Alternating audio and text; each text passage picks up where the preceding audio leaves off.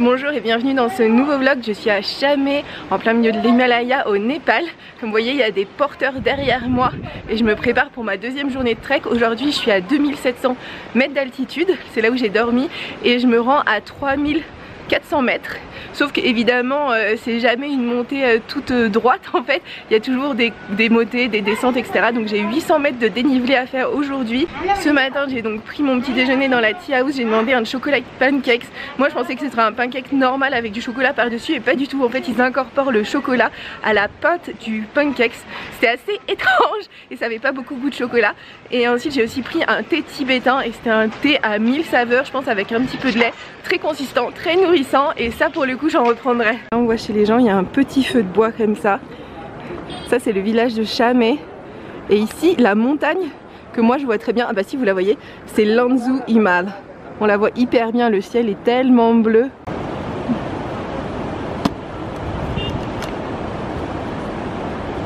Là, ils découpent des cailloux pour les mettre dans la machine. Dans la machine que vous voyez là. Et ensuite, ça devient des plus petits cailloux.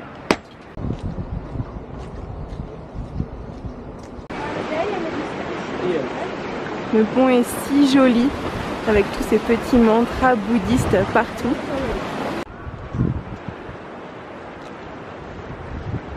À côté, on a une maison traditionnelle en pierre. C'est magnifique. Voilà, une maison traditionnelle népalaise, faite en pierre et en bois. Elle est tellement jolie. Il fait 2 degrés et je meurs de chaud.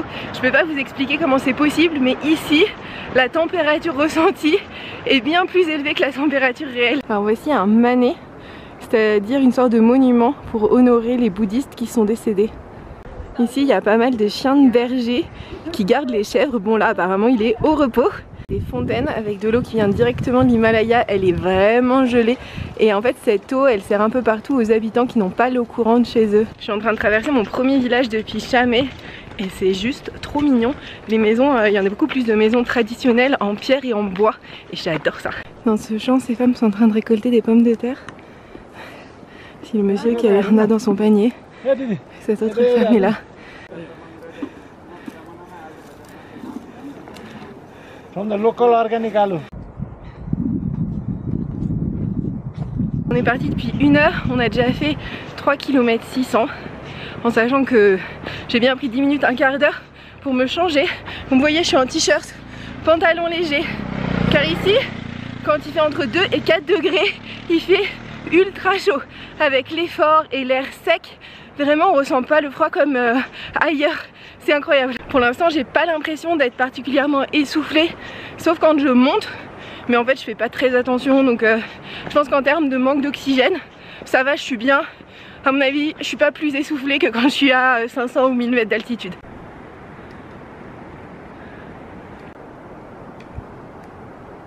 Il parlait d'un mur créé par l'érosion glaciaire et je pense que je suis devant parce que là, je suis vraiment face à un mur de roche. Voilà, ça je pense que c'est le mur de roche. Je sais pas si ça donne vraiment bien à la caméra, mais quand on est sur place, c'est ultra impressionnant. La montagne forme vraiment une sorte de mur géant. En bas, il y a des petits sapins et l'énorme chemin. Et en contrebas par ici, c'est la rivière.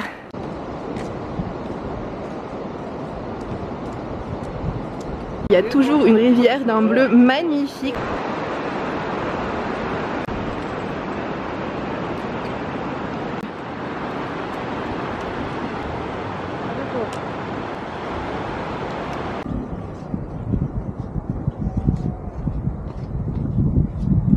La montagne est si belle, la vue est incroyable.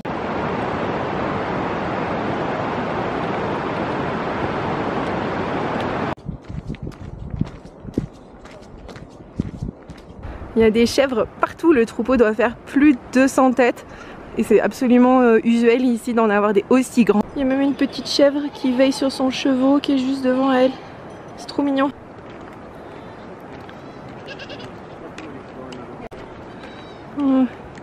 Il y a tout un tas de petits chevreaux partout, c'est trop mignon. Oh. Oh.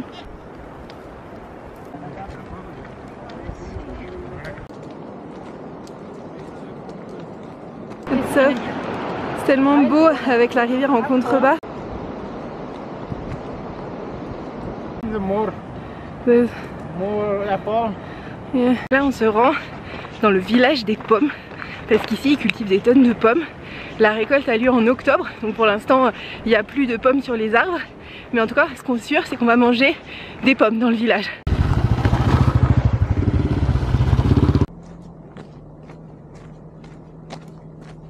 On suis à 7 km, c'est-à-dire la moitié du chemin d'aujourd'hui, donc aussi à peu près à 400 mètres de dénivelé déjà. Il me reste donc 400 mètres à faire. Je suis actuellement devant l'usine où ils utilisent ces pommes pour faire tarte aux pommes, du jus de fruits et du cidre. Ils ont déblayé pour faire des champs, ils ont planté les arbres qu'ils ont ramenés. Ensuite les arbres ont produit des pommes, ils ont récolté toutes ces pommes et là, dans l'usine, ils trient les pommes. Ils ont construit une petite pièce pour pouvoir déguster du jus de pomme, je crois. Trop bien. On peut avoir plein de choses. Moi, je pense que je vais prendre une tarte aux pommes. Un donut aux pommes, ça a l'air d'être leur spécialité. Il m'a coûté 250 et j'ai aussi pris un jus de pommes fraîchement pressé avec pas de sucre ajouté et en plus c'est dans une bouteille en métal, du coup il la récupère et j'en ai quand même 330 centilitres pour 150. La pâte du donut c'était frit, donc assez dérace, et au milieu il y avait de la confiture de pommes trop bonne, légèrement sucrée, c'était trop bon, et le jus de pomme en fait ça m'a rappelé à quel point les jus de pommes industriels sont sursucrés, parce que celui-ci il avait un goût subtil de pomme et il était pas trop sucré, et franchement j'adore le jus de pomme comme ça. La tarte aux pommes ressemble à ça ici, pas du tout une sorte de beignet de pommes. Et le crumble avait l'air trop bon aussi, ah, j'aurais dû prendre du crumble. Voici les pommes, toutes les pommes. Cet endroit, une sorte d'oasis enchantée au milieu des montagnes de l'Himalaya. C'est vraiment trop mignon, on se croirait dans un petit cottage anglais. Et ici, ils font du vin à base de pommes, je savais même pas que c'était possible. Et voici l'endroit où ils font le vin. C'est incroyable, ils m'ont laissé comme ça rentrer dans l'usine où ils fabriquent le vin. Donc derrière moi vous voyez d'immenses cuves en métal. Et ici je pense que c'est la chaîne de triage où ils trient les meilleures pommes du coup. Ils fabriquent le vin à la Manang Valley et franchement du coup je peux vous attester que c'est vraiment fabriqué dans l'Himalaya. Voici le laboratoire où ils testent les bouteilles. Mon guide m'a expliqué que l'usine que je viens de visiter a ouvert il y a seulement 2 mois, ce qui explique à quel point elle est moderne et super propre. Trop beau avec la rivière en contrebas. Et là, dans l'ombre, ici, en fait c'est le chemin qu'ils ont creusé dans la roche. La roche initialement était comme ça et maintenant il y a un chemin.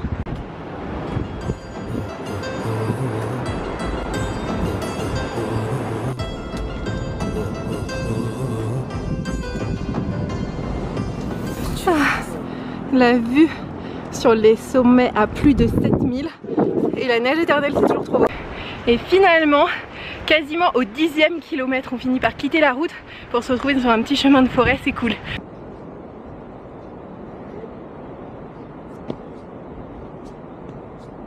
Le répit fut de courte durée puisqu'il y a eu un tout petit trajet dans la forêt et je suis de retour sur la route. Je viens de fêter mon 10e kilomètre, ce qui fait que normalement il devrait m'en rester entre 4 et 5 pour aujourd'hui. Je vois le pont et ce pont c'est pas n'importe quel pont, c'est le pont des 3000. Ça veut dire que ça y est, je suis à 3000 mètres d'altitude.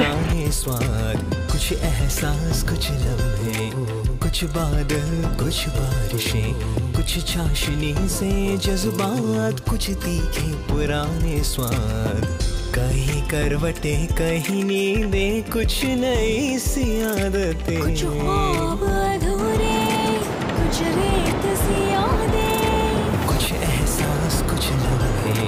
Je suis sur le pont et ce pont il est exactement à 3000 mètres d'altitude, ce qui fait que désormais je vais plus redescendre en dessous pour les 7 prochains jours. Je sais pas si vous voyez la profondeur. On vient de finir une montée. Tout le monde fait une pause ici, il y a des petits bancs, c'est très cool. Le chemin est super bien équipé, ce qui fait qu'un peu partout il y a des toilettes. Je vais vous faire visiter, c'est quand même local. Regardez, donc ça c'est un petit bâtiment. Vous avez quand même une porte et ensuite c'est un trou creusé dans la terre. Il y a quand même des gens qui utilisent du papier toilette, c'est quand même très nul.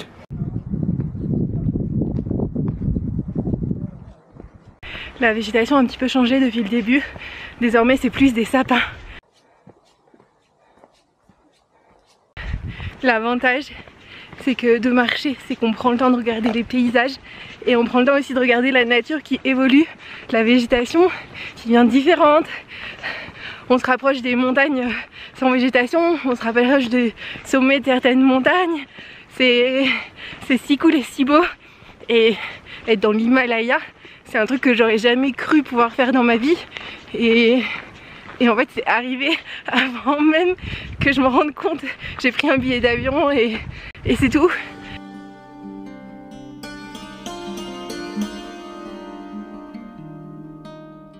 Je suis arrivée à Dukupokari, c'est écrit là, et c'est là qu'on va manger. J'ai même pas faim encore, mais après j'ai pas faim, mais ça peut être aussi un symptôme du mal de l'altitude de ne pas avoir faim, donc c'est pas du tout une bonne chose. Ou alors c'est parce que le donut frit était très calorique, je sais pas.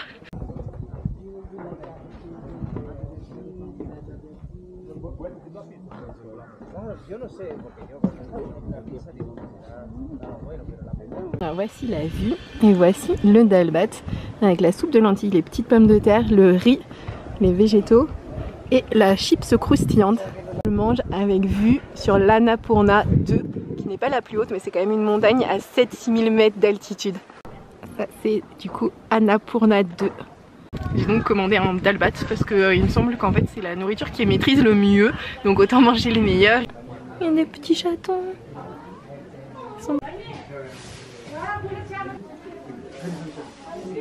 Alors, voici la cuisine où ils ont fabriqué mon dalbat. Avec le feu au milieu. Mais no, it's fine. Mine. It's so cool. En fait ils ont une grande cuisine, enfin, sachant que vu le nombre de plats qu'ils préparent, c'est assez impressionnant de se dire qu'ils le font avec. En fait toute la chaleur provient du feu de bois et pas du tout de l'électricité. C'est fou ces petits villages de montagne qui ne vivent que du trekking, parce qu'en gros celui-ci c'est une étape spéciale pour manger, donc il y a des tonnes de restaurants et très peu d'hôtels. Là où je vais ensuite, en fait c'est une étape pour dormir, donc il y a beaucoup d'hôtels qui préparent à manger, etc. Et en fait en fonction des étapes classiques du trek, chaque village s'est adapté aux besoins des trekkers. Ce qui se passe, c'est que mon guide veut qu'on prenne la route ici et moi je veux prendre ce trail jusqu'à Hyper Pisang. On va voir qui gagne. Là on est carrément sur une grande route hyper bétonnée. C'est assez étonnant les infrastructures routières, parce que c'est pas, ils sont partis de la capitale et ils ont fait les routes de mieux en mieux. C'est qu'il y a des tronçons bien au milieu de nulle part et des tronçons moins bien. Ça n'a pas vraiment de sens.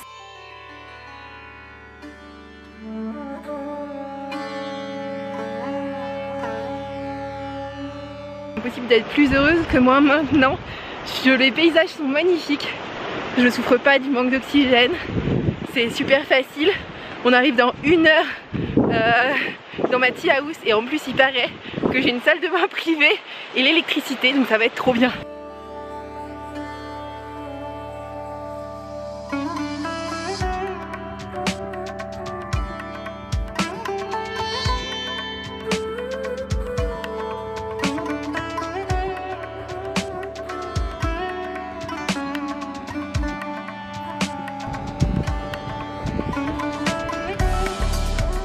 Je suis déjà à 25 minutes de Upper Pisang. Franchement, je suis presque triste que la journée s'arrête et j'ai encore plein d'énergie.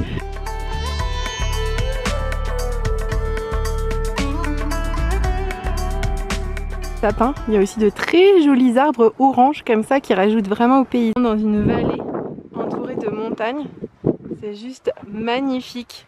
De tous les côtés à 360. Les arbres, la végétation, les montagnes sans végétation, tout est parfait. Trop beau, tout est parfait. Et surtout ces petites plantes oranges, tout est magnifique.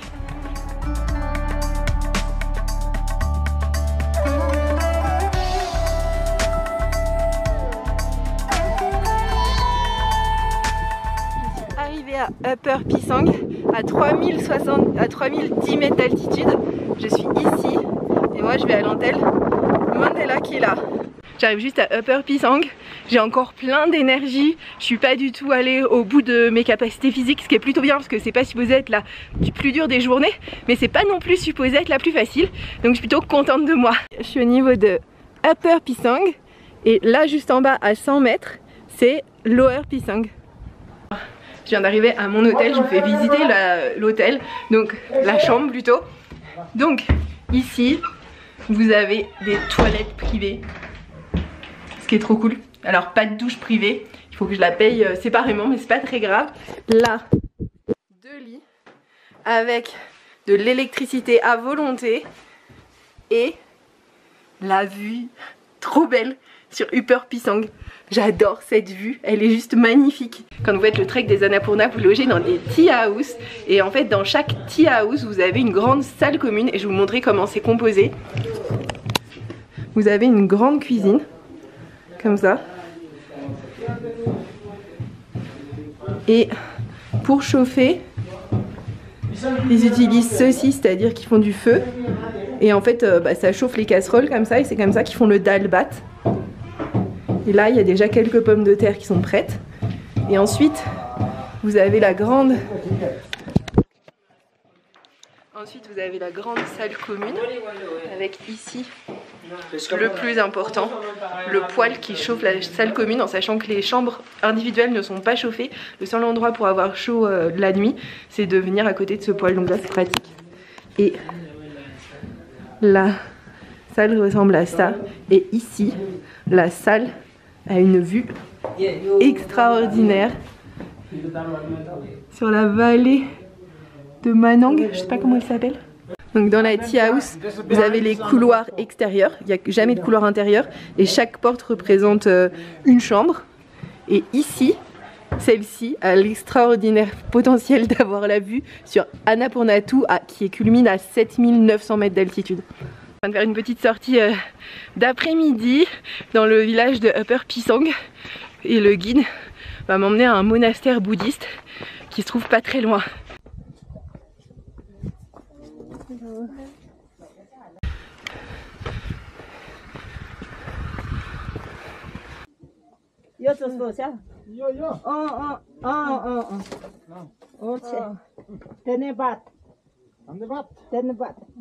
Yeah.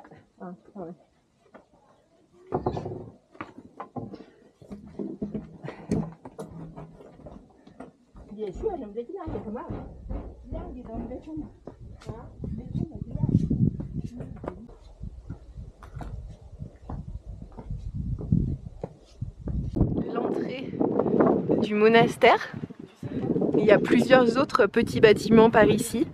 Et surtout du monastère, il y a la vue sur Annapurna 2.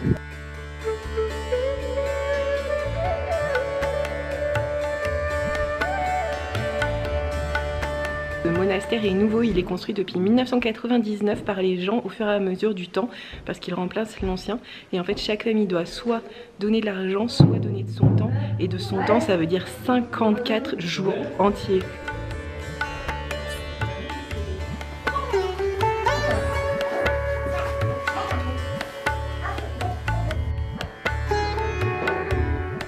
Il y a même un deuxième étage.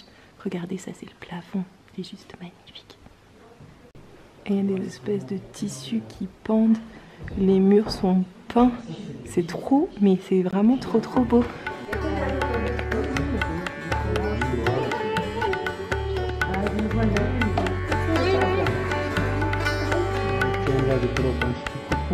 Dans ce petit bâtiment, il y a une sorte de toupie que les gens font tourner. Je sais pas du tout ce que ça représente. Il faut vraiment que je fasse des recherches sur ce type de toupie. En tout cas, elle est magnifique. Oh. Là-haut est tellement lourde en fait. Alors, je sais toujours pas ce qu'elle représente exactement, mais mon guide m'a dit qu'il fallait dire Om Mani Padme Om. C'est un mantra en fait bouddhiste qu'il faut réciter en tournant la roue. Et je suis sûre qu'elle pèse 1000 kg. Om Mani Padme Om. Om Mani Padme Om. Donc il faut les tourner en disant Om Mani Padme Om. Apparemment il faut les tourner vite avec vigueur. Et il y en a tout autour. Et les bouddhistes font ça en récitant du coup ce mantra Om Mani Padme Hum. Là il y a la liste des donateurs avec combien de roupies ils ont donné. Pour vous donner une idée, même quand ils ont donné 2000 roupies, soit 14 €, leur nom est indiqué.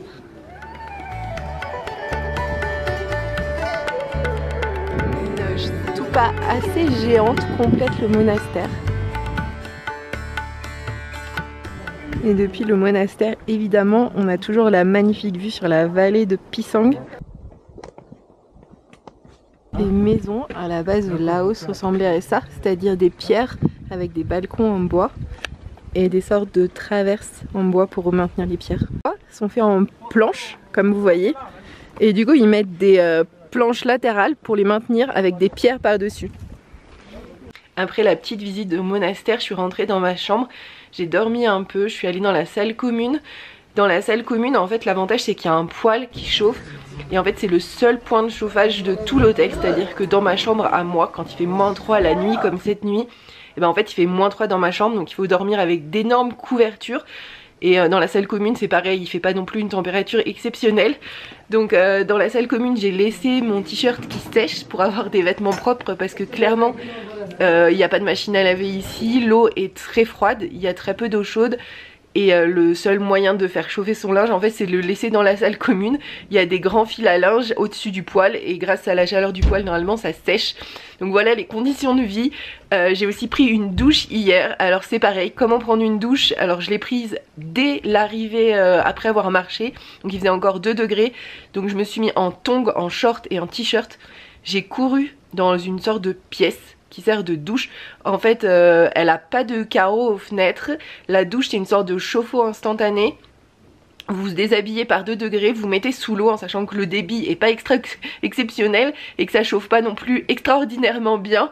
Vous lavez rapidement, vous vous séchez, vous repartez, vous remettez votre short, votre t-shirt et vous recourez dans votre chambre où bah, il fait 2 degrés parce que comme votre chambre n'est pas chauffée, il fait aussi 2 degrés. Voilà la situation des douches. Donc autant vous dire que je ne vais pas en prendre tous les jours parce que pour ma santé, je pense que parfois il vaut mieux rester sale plutôt que de mourir de froid.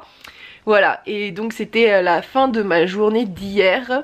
J'ai pris un dal bhat comme d'hab pour manger le soir et voilà. Et j'espère que cette journée vous a plu.